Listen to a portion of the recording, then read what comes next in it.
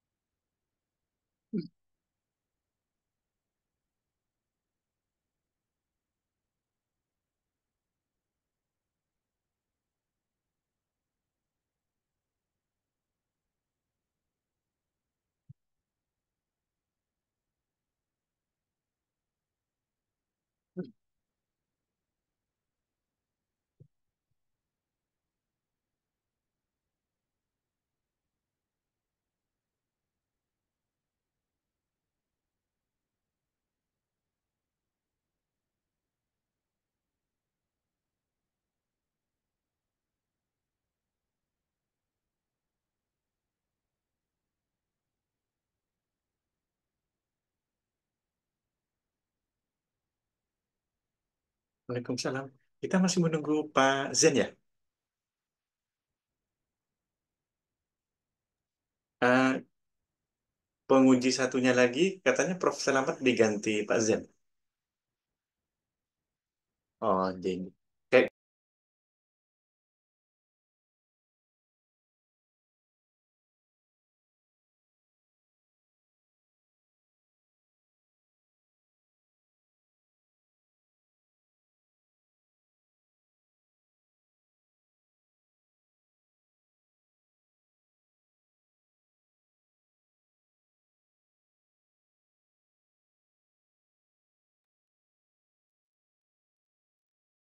Assalamualaikum Pak Absari. Waalaikumsalam. J, kita menunggu Pak Zen dulu atau kita memulai sambil menunggu beliau? Saya telepon Prodi anu dulu ya Pak ya, Mbak atau Bu Ida ya, Bu Siap. Direktur ya. Siap Pak Absari. J.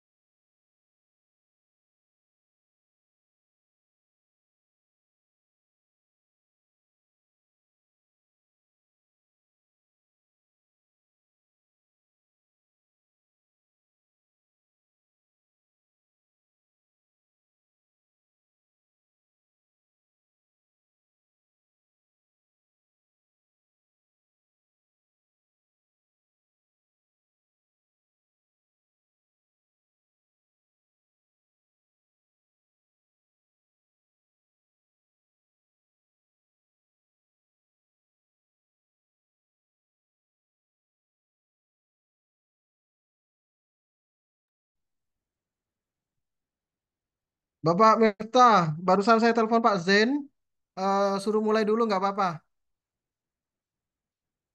Pak Miftah yang ini ya, yang buka ya. Masih tertutup Pak.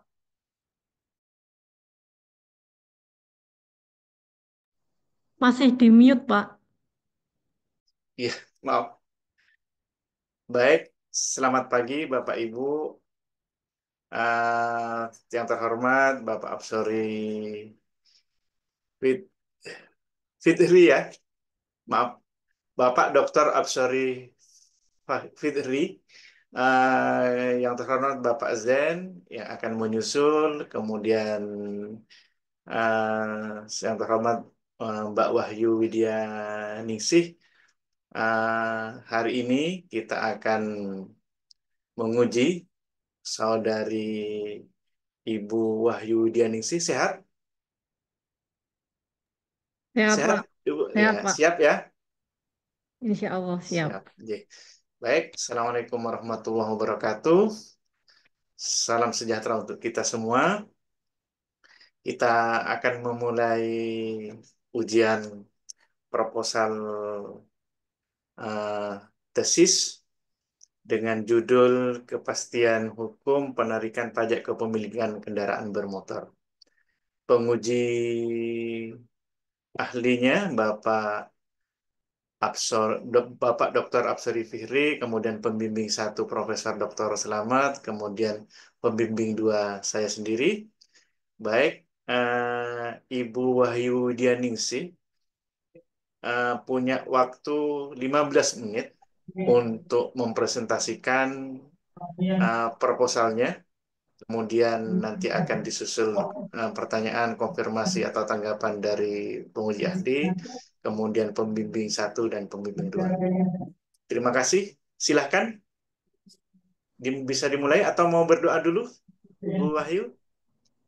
Langsung dimulai aja, Pak. Siap, silahkan. Bismillahirrahmanirrahim. Ya.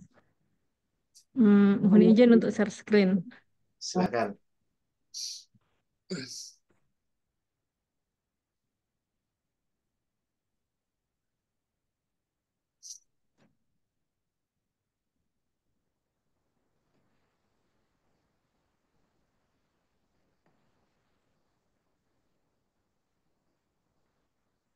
Assalamualaikum warahmatullahi wabarakatuh. Saya akan memulai eh, presentasi proposal tesis saya, yaitu kepastian hukum penarikan pajak kepemilikan kendaraan bermotor. Latar belakangnya adalah pajak kepemilikan kendaraan bermotor merupakan salah satu instrumen fiskal yang memiliki peranan penting dalam mendukung pembangunan. Pajak kendaraan bermotor tidak hanya berfungsi sebagai sumber pendapatan yang signifikan bagi pemerintah daerah, tetapi juga berperan dalam mengatur penggunaan kendaraan bermotor secara lebih bijak demi menciptakan lingkungan yang lebih baik. Pajak kendaraan bermotor turut berkontribusi dalam mendukung program-program kesejahteraan masyarakat seperti layanan kesehatan, pendidikan, serta bantuan sosial yang ditujukan untuk meningkatkan kualitas hidup masyarakat secara keseluruhan. Terdapat banyak tantangan dalam implementasi pajak kendaraan dengan banyaknya pemilik kendaraan yang enggan atau lalai dalam memenuhi kewajiban perpajakan. Dasar hukum pengenaan pajaknya adalah Undang-Undang Nomor 1 Tahun 2022 tentang Hubungan Keuangan Pusat dan Daerah dan Undang-Undang Nomor 22 Tahun 2009 tentang Lalu Lintas dan Angkutan Jalan. Di dalam dua undang-undang ini terdapat pertentangan norma hukum. Pertentangan norma hukum yaitu pada Undang-Undang Nomor 1 Tahun 2022 ada di pasal 4 ayat 1 huruf A tentang pajak kendaraan bermotor, pasal 7 tentang objek pajak kendaraan bermotor, dan pasal 8 tentang subjek pajak kendaraan bermotor yang bertentangan dengan Undang-Undang Nomor 2 Tahun 2009, yaitu tentang penghapusan data registrasi kendaraan bermotor yang tidak melakukan registrasi ulang setelah STNK mati selama 2 tahun berturut-turut. Rumusan masalahnya adalah bagaimana sistem penarikan pajak terhadap kendaraan bermotor. Yang kedua, Bagaimana kepastian hukum terhadap hak milik kendaraan bermotor yang tidak melakukan registrasi ulang kendaraan lebih dari 2 tahun. Sedangkan tujuan penelitian adalah untuk mengkaji dan menganalisa sistem penarikan pajak kendaraan bermotor, untuk mengkaji dan menganalisa hukum terhadap hak milik kendaraan bermotor yang tidak melakukan registrasi ulang kendaraan lebih dari 2 tahun. Manfaat penelitian, manfaat teoritis, penelitian ini diharapkan memberikan sumbangsi ilmu pengetahuan, khususnya ilmu hukum yang berkaitan dengan kepastian hukum penarikan pajak kendaraan bermotor. Manfaat praktis hasil penelitian diharapkan memberikan sumbangsi pemikiran dalam dunia akademisi maupun praktisi mengenai kepastian hukum penarikan pajak kendaraan bermotor. Pajak adalah kontribusi wajib pajak kepada negara yang terutang oleh pribadi atau badan yang bersifat memaksa berdasarkan undang-undang, dengan tidak mendapatkan imbalan secara langsung yang digunakan untuk keperluan negara bagi sebesar-besarnya kemakmuran rakyat. Hukum pajak adalah iuran rakyat kepada kas negara berdasarkan undang-undang yang dipaksakan dengan tidak mendapatkan jasa timbal balik. Kontraprestasi yang langsung dapat ditujukan yang digunakan untuk membayar pengeluaran umum. Karakteristik pajak, pemungut pajak didasarkan pada undang-undang atau peraturan pelaksananya, tidak ada imbalan langsung terhadap pembayaran pajak dipungut oleh negara, baik pemerintah pusat maupun daerah. Hasil dari pendapatan pajak digunakan untuk membiayai pengeluaran-pengeluaran pemerintah, baik pengeluaran rutin maupun pengeluaran pembangunan. Hukum adalah aturan yang dibuat oleh lembaga berwenang. Aduh, sebentar, Pak, salah, Pak.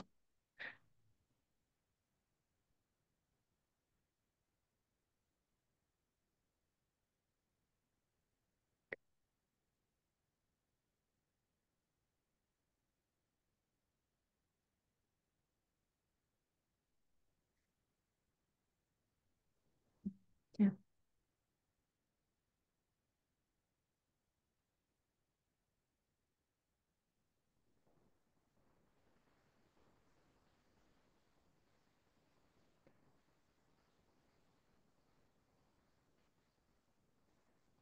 Hukum adalah aturan dibuat oleh lembaga yang berwenang sebagai pedoman bagi masyarakat di dalam menjalani kehidupannya dan sebagai pedoman juga bagi penguasa atau pemerintah di dalam menjalankan tugas pemerintahan, dan apabila ada yang melanggarnya akan mempunyai akibat hukum tersendiri berupa sanksi. Tujuan hukum menurut Gustav Framework perlu digunakan asas prioritas dari 3 nilai dasar yang menjadi tujuan hukum. Hal ini disebutkan karena dalam realitasnya keadilan hukum sering berbenturan dengan kemanfaatan dan kepastian hukum. Begitupun asas prioritas yang ada di Asas prioritas yang Gustav Freidenberg laksanakan dengan urutan sebagai berikut: keadilan hukum, kemanfaatan hukum, dan kepastian hukum. Metodologi penelitian, jenis penelitian dipakai adalah penelitian hukum normatif. Pendekatan masalah yang digunakan adalah pendekatan perundang-undangan dan pendekatan konseptual. Sumber bahan hukum, terdapat 2 sumber bahan hukum, yaitu hukum primer Undang-Undang Nomor 1 Tahun 2022 dan Undang-Undang Nomor 22 Tahun 2009. Untuk bahan hukum sekunder berupa buku, kamus hukum, jurnal, dan komentar mengenai putusan pengadilan. Teknik pengumpulan bahan hukum primer, dan pengumpulan bahan hukum sekunder. Teknik pengolahan bahan hukum dilakukan dengan seleksi data dan bahan hukum, kemudian melakukan klasifikasi menurut penggolongan bahasa hukum dan menyusun data hasil penelitian. Analisa bahan hukum penelitian dilakukan secara kualitatif dan deduktif. Sekian slide dari saya. Terima kasih. Baik, terima kasih Ibu Wahyu Widianingsih. Kemudian kepada penguji ahli, dipersilakan untuk menanggapi, mempertanyakan, mengevaluasi, atau kemudian mengkonfirmasi. Silakan Bapak Dr. Absori Fitri.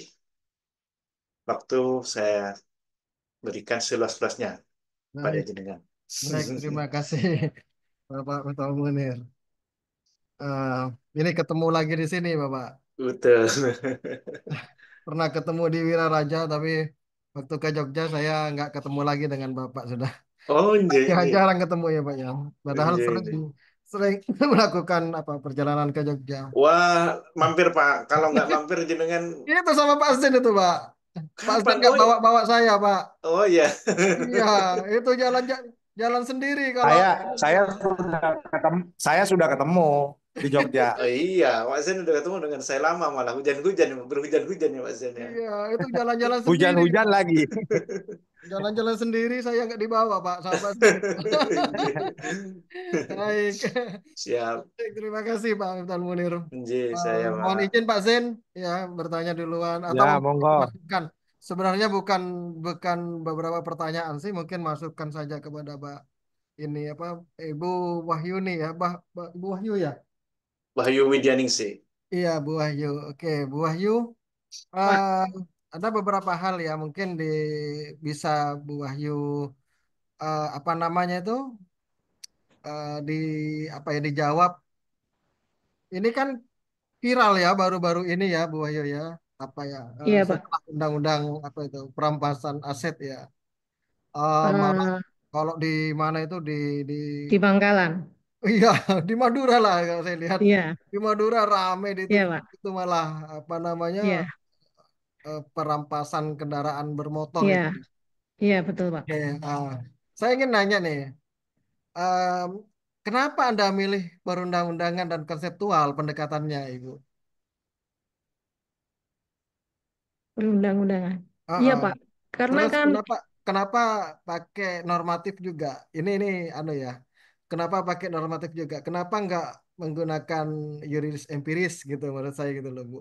Kenapa memilihnya normatif dan memilih pendekatan konseptual dan memilih pendekatan perundang-undangan? Karena kan ini kan bisa juga karena apa ya? Banyak di masyarakat sudah terjadi seperti ini ya, Bu ya. Gimana, Bu, menurut Ibu? kalau ini dari saya, Pak, kalau dari yang viral kemarin itu, Pak, yang di Bangkalan, yang dirampas, itu bukan kaitannya dengan registrasi kendaraan, Pak. Menurut sumbernya dari Pak Polisi, itu adalah kendaraan yang dicurigai sebagai curanmor, gitu, Pak. Sedangkan kalau registrasi ini kan dihapus registrasinya ini kan kaitannya dengan pajak, Pak, saya, Pak. Kalau registrasi dihapus, otomatis objeknya ada, tapi kita tidak bisa narik pajaknya, Pak. Begitu.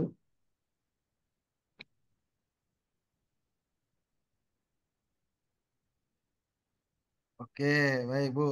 Berarti itu, tapi kan rame saat ini kan ya Bu ya? Iya, Banyak Pak, ya. rame. Tapi Oke. intinya itu kalau dari undang-undangnya itu cuma menghapus registrasinya, Pak, tidak menyita barangnya. Begitu, Pak. Pengertian saya. Oke. Kalau misalkan Ibu ya penghapusan apa itu? Katanya kalau 2 tahun itu sudah Ya, dihapus ya data. dihapus. Ya. Ini kan sebenarnya masih proposal ya. Tapi saya pengen tanya lebih jauh nih. Saya tertarik soalnya Bu dengan penelitian ini. Saya pengen nanya lebih jauh. Kalau misalkan ada penghapusan data registrasi kendaraan yang tidak membayar pajak selama 2 tahun, apa itu dapat dikategorikan nanti sebagai penghapusan hak milik kira-kira? Ya itu yang mau saya teliti, Pak. Gitu.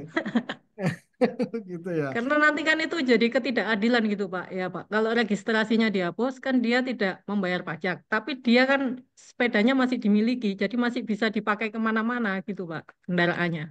Sedangkan yang rajin bayar pajak kan ada ketidakadilan Pak. Yang bayar pajak tetap rajin aja bayar pajak gitu Pak. Sedangkan yang sudah dihapus registrasinya dia bebas saja pakai, tidak usah bayar pajaknya. Karena ketika dia mau bayar pajak kan datanya sudah tidak ada Pak di database kita gitu. Baik. Oke. Di sini Ibu pakai apa? Kepastian hukum ya, Bu ya. Iya, kepastian hukum, Pak. Kepastian hukum. Yang dipakai itu punyanya siapa, Bu? Apa miliknya Red Bull, Han Kelsen, atau yang lainnya? Nantinya Ibu akan pakai siapa? Konsep kepastian hukumnya miliknya siapa? Kepastian hukum.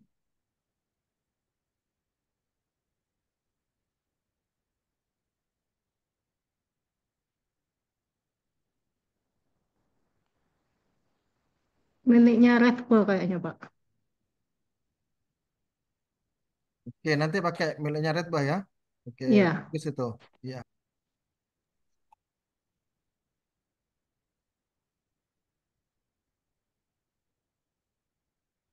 Tadi Ibu juga sampaikan ada apa, keadilan ya bagi masyarakat yang membayar pajak, sedangkan yang tidak membayar pajak masih apa namanya itu berkeliaran juga kan gitu ya Bu ya. Iya, Pak. Ingin saya tanyakan gimana sih nanti caranya menjembatani ya, cara menjembatani antara kalau saya bilang konflik lah, sebenarnya bukan konflik ya, antara asas kepastian hukum dan asas keadilan itu dalam konteks penghapusan data kendaraan. Gimana kira-kira Bu? Eh, Kalau menurut saya, Pak, tidak perlu dihapus. Mungkin bisa diberikan seperti penghapusan denda pajak gitu, Pak, atau pemberian diskon pajak, sehingga orang-orang yang menunggak itu eh, mau membayar gitu, Pak. Tapi kan karena ada diskon mungkin bisa separuhnya gitu, Pak. Karena kita pernah waktu zaman COVID kemarin ada kebijakan seperti itu, Pak, diskon pajak. Jadi mungkin bisa ya yang apa namanya yang nunggak-nunggak bisa membayar, tapi juga yang rajin bayar juga tidak merasa rugi kan sama-sama dapat diskonnya, Pak. Gitu. Iya, Kalau seperti kebijakan yang Jawa Barat itu kan penghapusan, Pak. Kalau penghapusan itu saya rasa juga yang darinya matinya 5 tahun cuma bayar setahun itu saya rasa juga tidak adil, Pak, buat yang apa namanya yang rajin bayar ya, Pak. Saya termasuk yang rajin bayar, Pak. Terus biasanya kalau pemutihan itu Pak malah memicu di masyarakat itu gini Pak. Sekarang ada pemutihan, tahu ada pemutihan mereka bayar. Nanti nanti tahun depan mereka bakal nunggu ada pemutihan lagi. Biasanya seperti itu Pak. Jadi itu penghapusan itu bukan langkah yang bijak kalau menurut saya. Gitu Pak. iya. Kalau saya dengar itu memang ada dua statement ya sebenarnya ya. Yang pertama itu ada niat tidak membayar pajak, Ibu ya. Ada Iya Pak. memang ada niat tidak membayar pajak. Kemudian yang kedua, sebenarnya dia tidak punya niat untuk tidak membayar pajak, tapi karena belum ada uang saja katanya orang itu karena ini. Biasanya gitu Pak alasannya. Iya, alasannya gitu Sekarang ya. belum punya uang, Gimana nanti menurut aja Ibu? nunggu pemutihan gitu Pak. Ya, gimana kalau menurut Ibu itu? Ya, Apakah itu yang ada, apakah ada perlindungan yang berbeda kira-kira? Kan satu kan saya memang ada tidak punya ada tidak membayar pajak memang sengaja memang tidak bayar pajak. Kemudian ada satu memang saya memang nggak punya uang Pak. Kan mohon maaf kalau di ini kan ada yang orang cuma kendaraan itu dipakai ke sawah dan lain sebagainya gitu loh Bu. Saya bukan nggak iya mau Pak, pamer betul. Pak, tapi saya nggak punya uang misalkan. Adakah perlindungan yang berbeda kira-kira kalau menurut Ibu? Sepertinya kalau perlindungan tidak ada, Pak. Perlakuannya sama.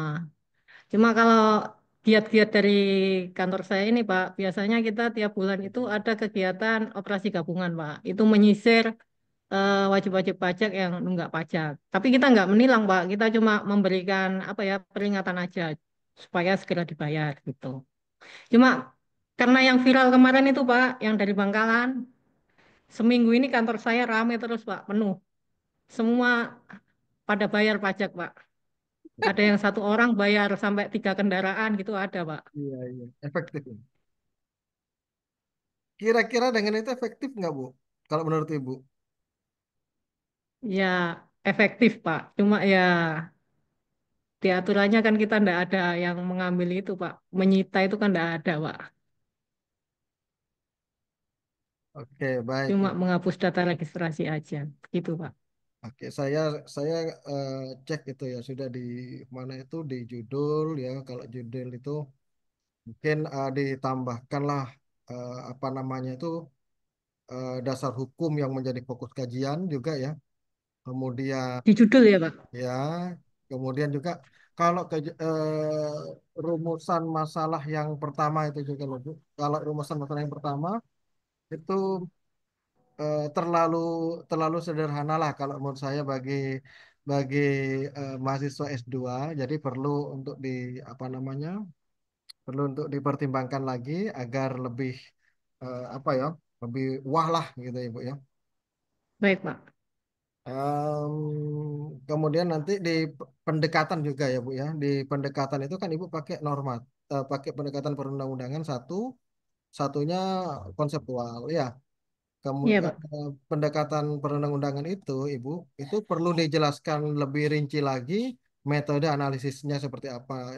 Artinya gini, di dalam pendekatan perundang-undangan bukan hanya dijelaskan konsep pendekatan perundang-undangan.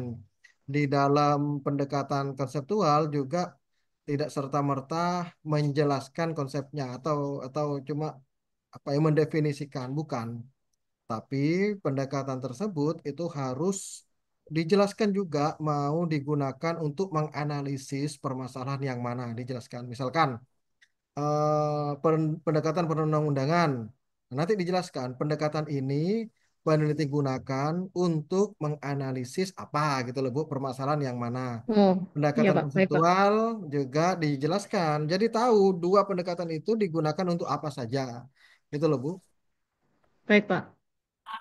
Kemudian Ibu juga kan menggunakan kepastian hukum ya. Jadi isu utama ya itu ya malah ya. Pendekatan hukum Iya. isu utama ya. Jadi nanti ke apa ya? Belum belum dijelaskan secara konkret juga yang tadi saya tanya apakah menggunakan teori-teori miliknya Gustav Rydberg atau Hankelsen atau Fuller ya. Jadi sehingga nanti ketika Ibu menjelaskan di pembahasan, Ibu itu lebih jelas lagi ini siapa yang akan digunakan landasan kepastian hukumnya, konsep kepastian hukumnya. Ya Bu ya. Siap, Pak. Terus berikutnya juga karena ini kan isu-isu apa ya? Isu aktual ya. Kalau saya bilang ini isu yang sangat baru sekali ya. Iya, Pak. Eh, Jadi penelitian ini sangat mempunyai nilai penting ya dalam memberikan kontribusi terhadap penguatan hukum perpajakan maupun perlindungan hukum juga bagi pemilik kendaraan misalkan ya. Jadi perlu diberikan urgensi di dalam latar belakang Ibu. Apa sih urgensinya sehingga penelitian ini perlu diangkat gitu loh. Karena ini memang isu aktual, baru-baru ini. Sehingga eh, baik isu baik isu apa namanya sosiologisnya, isu filosofinya juga dimasukkan, ya Bu ya. Iya, Pak. Oke, kemudian Ibu masukkan undang-undang lalu lintas juga Ibu ya. Iya, Pak. Ya, itu Oke, kan pertentangannya sama Undang-Undang Lalu Lintas, Pak. Oke, Undang-Undang bagus itu. HKPD dan Undang-Undang Lalu Lintas. Oke, sama peraturan daerah ada nggak Bu kira-kira?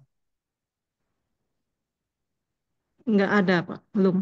Biar saya cari dulu, Pak. Oke, oke. Perdanya ya. Jadi, enggak Bu, secara keseluruhan itu memang proposal ini sudah bagus ya, sudah relevan. Eh, apa namanya metodologinya juga cuma tadi saya saya memberikan pertimbangan saja buat ibu kenapa tidak memakai yuris empiris misalkan karena ini kan berkaitan dengan isu sosial gitu loh Bu. Tapi nggak apa-apa itu kalau memang terjadi konflik norma ya Bu ya. Iya, Pak. Kira-kira nanti untuk menyelesaikan konflik normanya pakai apa Bu? Pakai. Gimana maksudnya, Pak? Itu jadi ada permasalahan kan di dalam Iya. isu hukumnya atau di dalam latar belakang itu ada permasalahan yang namanya konflik norma yang Ibu sampaikan tadi. Jadi untuk nanti ketika Ibu membahas apa namanya konflik normanya, misalkan untuk menyelesaikan permasalahan konflik norma tersebut, maka perlu menggunakan yang namanya asas preference ya Bu ya. Mungkin Iya. ingat lex specialis derogat Oh iya. generalista Derogat, yang seperti derogat. itu. Ya, Iya, Pak. pakai itu nanti untuk menyelesaikan permasalahan Iya, Pak. konflik norma Mhm. gitu loh Bu. Iya, Pak. Sehingga konflik norma nanti bisa terjawab. Oh ini ya yang dipakai, ini loh yang digunakan gitu. Ya Bu Iya. ya. Iya, Pak. Derogat legi Oke. generalis. Iya, Pak. Ya, ada tiga tuh nanti yang mana yang mau Ibu pakai gitu ya. Iya, Pak. Oke, mungkin itu saja dari saya. Saya kembalikan lagi kepada Ketua Majelis, Bapak Dr. Miftahul Munir. Saya kembalikan Bapak. Terima kasih. Assalamualaikum warahmatullahi wabarakatuh. Waalaikumsalam warahmatullahi Waalaikumsalam wabarakatuh. Baik, warahmatullahi terima wabarakatuh. kasih Bapak Dr. Absori Fitri. Kemudian waktu saya berikan kepada Bapak Dr. Zainuddin sebagai pengganti pembimbing satu.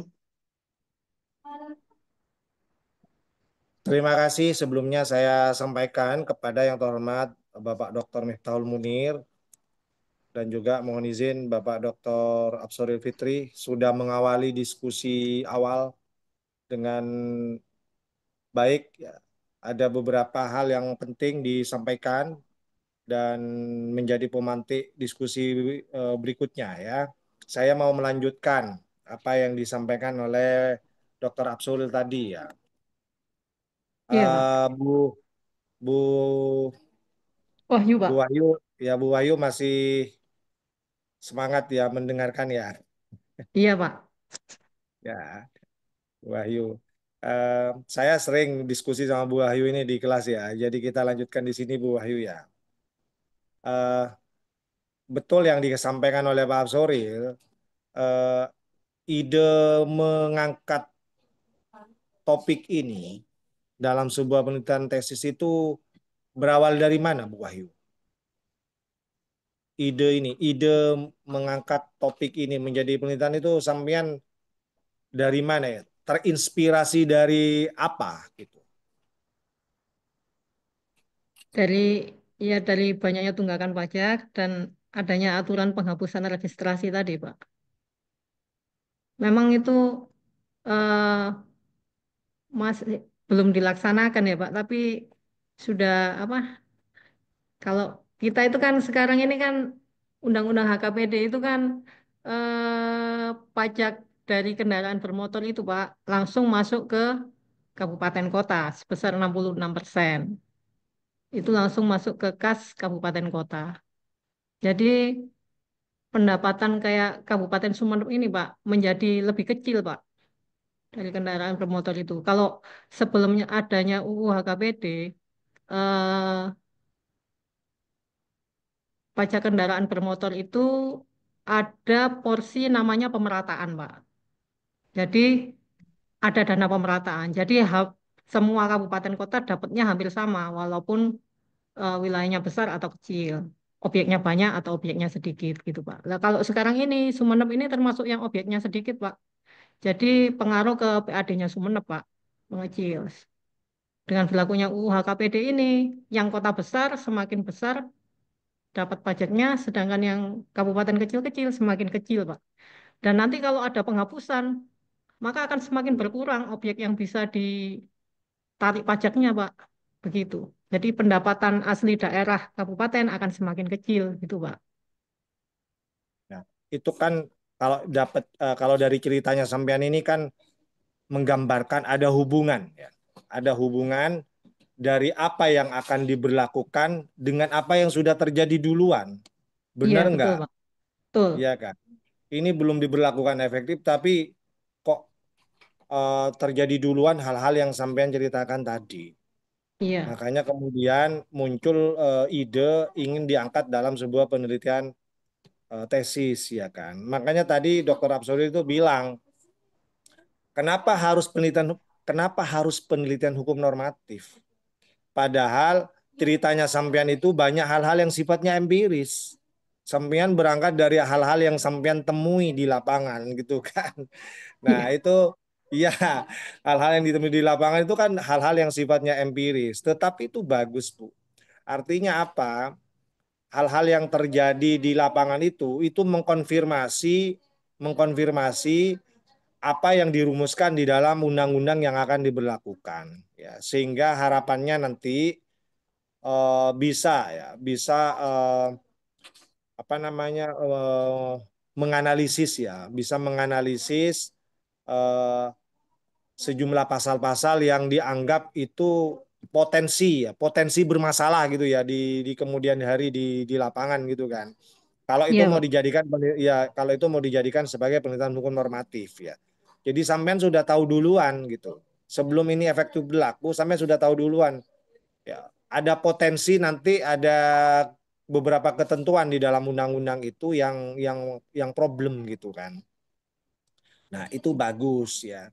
Nah, jadi sekali lagi itu masukan dari Pak Absori juga masukan dari saya. Makanya menjadi penting walaupun ini penelitian hukum normatif ya, Tetapi menurut saya bolehlah ya sampean itu memberikan pendekatan kasus dalam arti begini. Ada beberapa kasus yang sampean alami, yang sampean dapat itu dipakai untuk membantu sampean menganalisis permasalahan yang diteliti. Ya, jadi saya juga menemukan itu ada beberapa penelitian hukum normatif, tapi juga pakai pendekatan kasus, sekedar pendekatan saja gitu. Ya, tetapi yang pokok memang kalau penelitian hukum normatif itu ya pendekatannya perundang-undangan gitu. Makanya eh, sebelum sampean melakukan penelitian hukum normatif terkait masalah ini, sampean harus kumpulkan dulu pasal-pasal yang mengatur tentang ini yang tersebar di sejumlah peraturan perundang-undangan. Jadi peraturan perundang-undangannya apa saja yang berkaitan dengan masalah yang akan diteliti, pasalnya dikumpulkan juga, dipelajari dengan cermat, dengan seksama, baru sampean akan bisa menyimpulkan, oh ini terjadi pertentangan, oh ini terjadi ketidakjelasan atau samar, oh ini masih kabur gitu kan.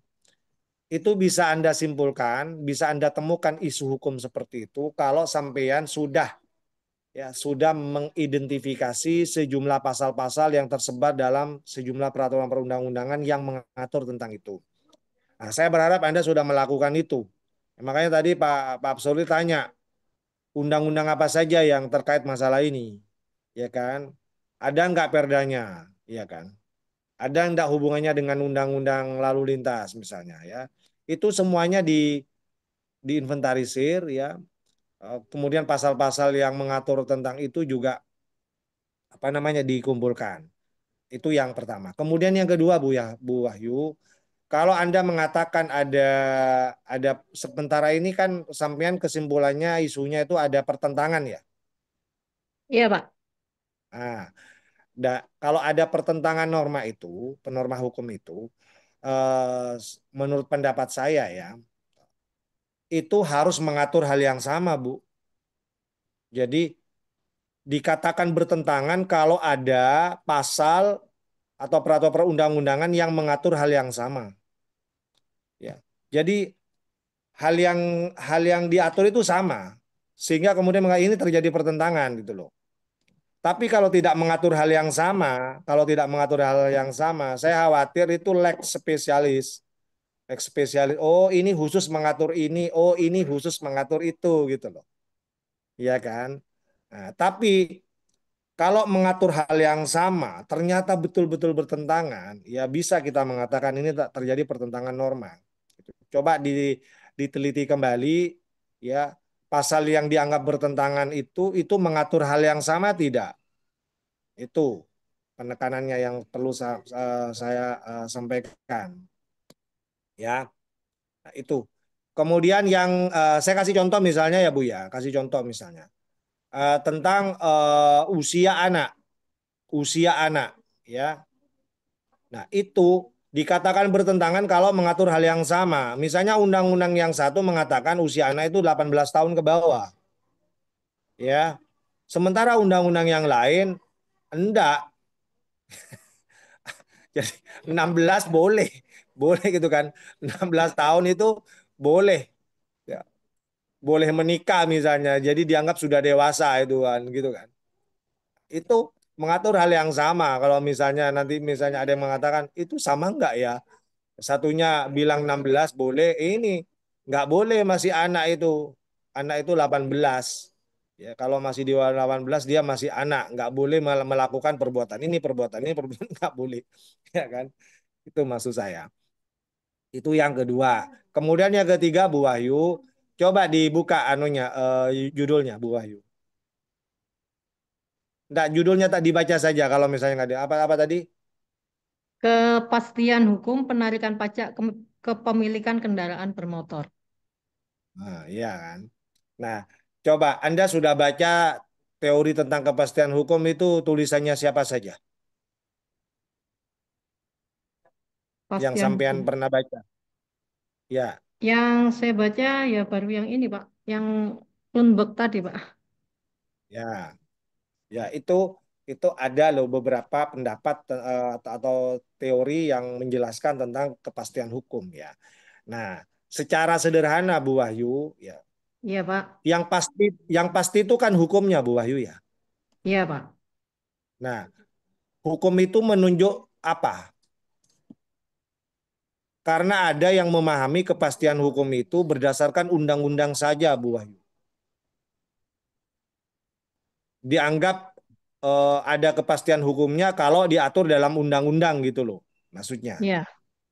Jadi ukuran ada kepastian hukum itu kalau diatur di dalam undang-undang.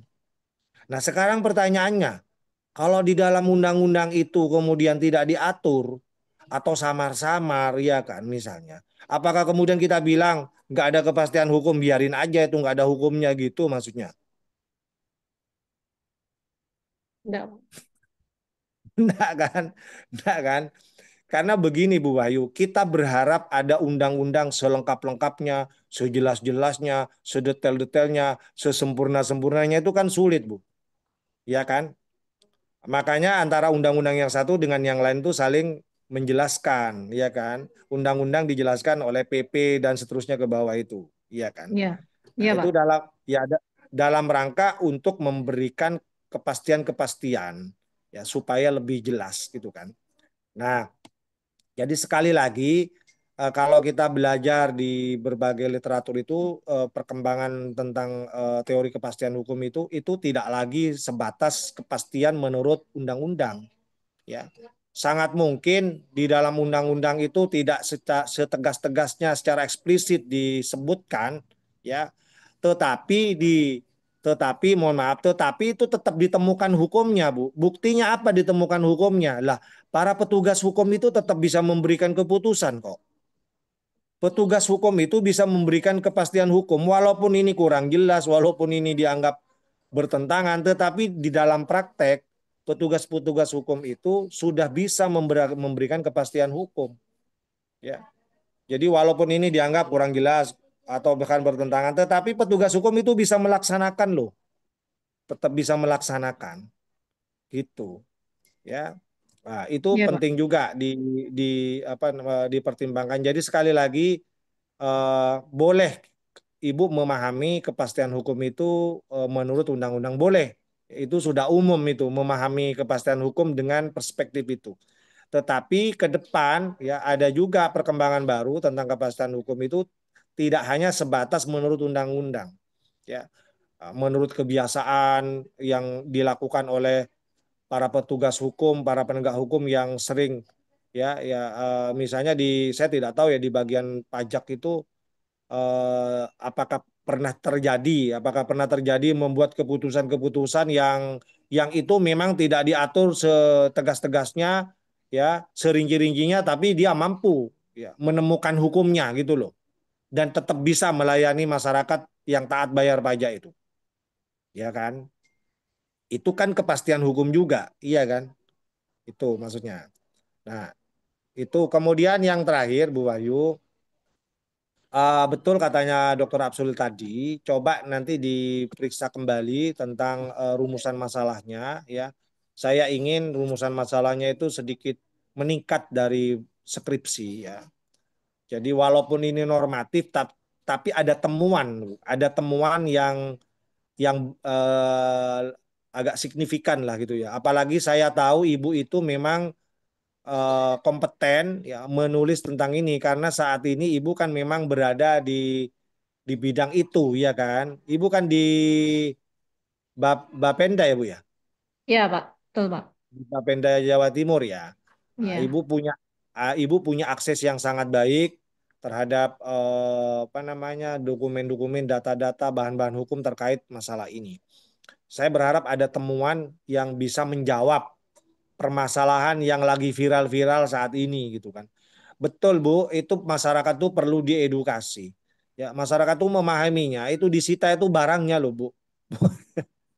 Ya, ya disita barangnya. Saya nggak bayar pajak 2 tahun berturut-turut, masa langsung diambil gitu kan, anunya ya kan.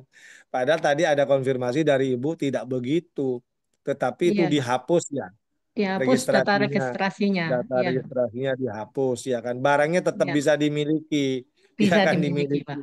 bisa dimiliki di rumahnya, tetapi dia nggak bisa dipakai seleluasa seperti kendaraan yang lain, ya kan.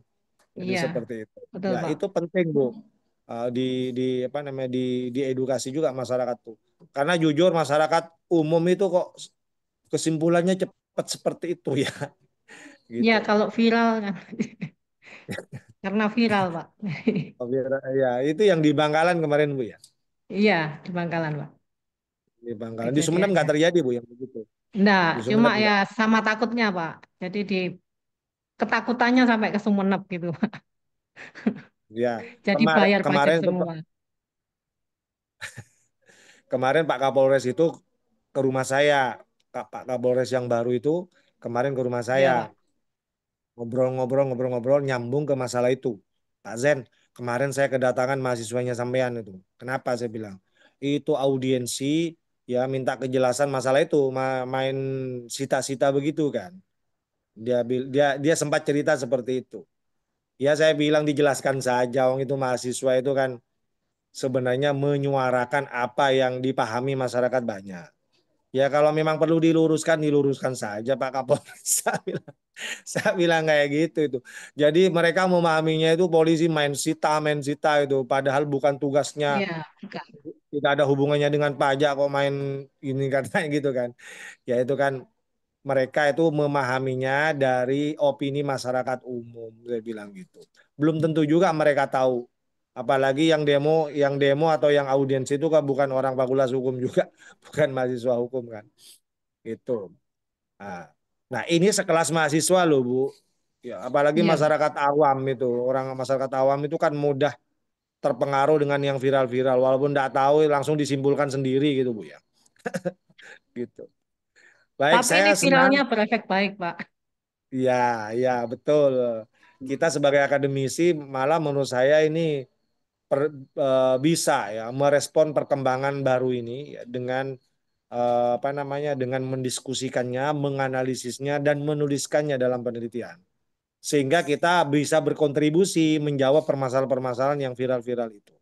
Saya senang sekali, Bu. Saya berharap ini bisa dilanjutkan ya, walaupun ini belum rapat ya. Tapi saya senang, ini sangat aktual sekali dan bagus sesuai dengan bidangnya sampean. Saya kira cukup, saya kembalikan kepada yang terhormat Dr. Miftahul Munir. Baik, terima kasih Bapak Dr. Zen. Kemudian saya ingin konfirmasi juga kepada Bu Wahyu sedikit saja, beberapa saja. Tadi sudah disampaikan oleh Bapak Dr. Absori dan kemudian Bapak Dr. Zen. Seperti tadi di apa namanya disampaikan oleh Bapak Dr. Zen dan Bapak Dr. Absori, rumusan masalah itu kalau sistemnya kan sudah ada ya Bu ya, Iya, Pak. sistem penarikan pajaknya. Tapi kemudian ketika berhubungan dengan wajib pajak yang nakal, mungkin ini yang bisa kemudian dicari redaksinya untuk menjadi menjadi apa namanya menjadi rumusan masalah di nomor satu. Masalah. Iya, kira-kira entah kemudian urgensinya kepada PAD daerah, kemudian wajib pajak dan sebagainya, mungkin redaksinya seperti itu. Kalau kan sistemnya sudah ada, hanya saja kemudian bagaimana sistem itu kemudian bisa apa namanya berdampak seperti tadi disampaikan Bu Ayu ketika kemudian mereka di ini tilang ada apa namanya operasi dan sebagainya mereka kemudian banyak yang bayar pajak atau kemudian kejadian di Bangkalan sehingga takut motornya diambil dan lain sebagainya misalnya seperti itu. Saya pikir ada keterhubungan memang beberapa instansi di sini untuk kemudian mensosialisasi kepada masyarakat bahwa wajib pajak itu kita tidak ketika tidak bayar misalnya dia tidak boleh kemudian tadi disebutkan oleh Bapak Dr. Zen leluasa lewat jalan raya karena kalau kemudian jalan di jalan raya misalnya ditilang motornya ditahan misalnya tapi tidak diambil diambil tapi ditahan setelah bayar boleh diambil lagi kendaraannya misalnya seperti itu gitu. Terus saya ingin tanya Bu, ini kan entah kemudian Bu Wahyu kemudian sudah membayangkan, misalnya ketika kemudian wajib pajak itu registrasinya dihapus. Tadi Iya, Pak. kendaraannya ada, dia sudah kemudian tidak punya kewajiban untuk membayar pajak. Kan enak sekali, hanya saja kemudian dia tidak bisa kemudian leluasa di jalan raya, tapi kan masih bisa dipakai entah di kampung lah atau bahkan malam-malam ketika tidak ada kemungkinan operasi dan sebagainya. Bisa tidak dilakukan registrasi ulang, mengajukan kembali, tapi dengan beberapa hal yang memberatkan atau kemudian membuat efek jerah. Membayangkan ke situ tidak, Bu Wahyu? Iya, Pak. Sepertinya bisa untuk diregistrasi ulang, Pak. Cuma mungkin ya nanti mungkin ada tambahan biayanya mungkin, Pak. Nggak tahu Betul, juga saya, betul. Pak. Ya kalau kalau tidak ada tambahan biayanya kan, itu yang kemudian menyalahi rasa keadilan di antara wajib pajak Iya. seperti tadi disampaikan. Itu sih yang ingin saya konfirmasi. Terus saya juga melihat antara di latar belakang masalah itu undang-undang yang dianggap kemudian bermasalah. Saya pikir harus ada redaksinya supaya kemudian pertanyaan-pertanyaan yang disampaikan oleh Oh, Bapak Dr. Zen itu, ini kan bukan pertentangan perundang-undangan karena kemudian yang diatur tidak sama misalnya. Kalaupun kemudian ingin ingin mempertemukan itu sebagai delik ya, delik masalah, yang satunya kemudian ingin menghapus, satunya lagi kebutuhan pajaknya penting untuk oh, untuk disebutkan ya, Pak. iya Ya, PAD baik. daerah gitu supaya kemudian apa istilahnya mungkin bukan pertentangan undang-undang atau apa misalnya redaksinya harus diperbaiki supaya nanti ketika ujian benar-benar ujian tesis jenengan tidak dipersulit dengan konfirmasi dan pertanyaan-pertanyaan seperti itu. Tadi benar apa yang sampaikan Bapak Dr. Zen, mungkin redaksinya tidak pertentangan dan sebagainya. Itu saja yang bisa saya konfirmasi, Bu Wahyu Widianisi. Eh, Mungkin ini Pak Zen ya, Bapak Dokter Zen ya, ada musyawarah kita bertiga dulu atau langsung disampaikan? Langsung disampaikan enggak Oke, apa-apa. Langsung disampaikan nggak apa-apa. oke, baik, Enggak apa-apa biar baik, lebih efisien waktu. baik, Boleh. baik. Yang pertama saya sampaikan kepada Bapak Penguji Ahli, Bapak Absoril Fitri, untuk kemudian memberikan tanggapan apakah kemudian proposal ini layak untuk dilanjutkan atau bagaimana. Terima kasih. Silakan Bapak Absoril. Baik, Bapak. Dr. Mtul Munir, pada prinsipnya sudah bagus ya, cuma ada beberapa revisi dari saya. Ya, Bu Wahyu ya, silakan Iya, nanti Pak. tampil Iya, di ruangan saya di LPPM ya, eh, iya. Majelis eh, Hukum dan nanti Masuk. atau hari Rabu ya, karena Selasa kan libur, itu Iya, bersama. Pak. Silakan diambil revisi atau catatan lah, bukan revisi, catatan pertimbangan-pertimbangan saja agar penulisan tesis dari Bu Wahyu itu bagus ya. Iya, Pak. Apalagi di judul itu ya, nanti di judul itu perlu ada dua proposisi ya yang bagus atau ada dua proposisi yang bertentangan sehingga nanti bisa judul itu diturunkan ke dalam rumusan masalah. Bagi saya prinsipnya sudah bagus, sudah bisa dilanjut Bapak, silahkan saja. Baik, terima kasih Bapak Absoril Fitri. Kemudian Bapak Dr. Zen. Silakan Bapak. Dari saya eh, memahami ternyata persoalan ini memang ramai diperbincangkan ya di masyarakat kita ya, atau tadi disebutnya viral banget itu di media sosial. Makanya saya memandang sangat penting untuk dijawab ya. Kebetulan yang mau menjawab ini seorang calon magister ya. Saya kira sangat baiklah ya. Mumpung ada momentum untuk Ya, berkontribusi betul. ya. Eh, Dan persoalan ini kayaknya sangat urgent karena semua orang berhubungan. Siapa sekarang nggak berhubungan dengan pajak? Semua kita berhubungan dengan pajak ya. Nah, jadi saya menganggap tulisan ini cukup menemukan momentumnya dan sangat strategis lah untuk menjawab berbagai persoalan-persoalan terkait masalah pajak yang viral dan disorot masyarakat luas ya. Jadi sekali lagi dari segi aktualitasnya saya kira ini sangat baik ya sehingga perlu kita dorong untuk diteliti. Kemudian yang kedua proposalnya secara umum sudah baik ya walaupun ada kekurangan-kekurangan saya kira ada kesempatan untuk direvisi ya. Bu Wahyu masih bersama kita ya, Bu Wahyu ya. Iya, masih Pak. Ya, jadi kalau misalnya ada hal-hal yang kurang nanti bisa direvisi, dibimbing kembali oleh pembimbing ya. Saya kira itu, jadi saya menganggap ini penting untuk dilanjutkan ya.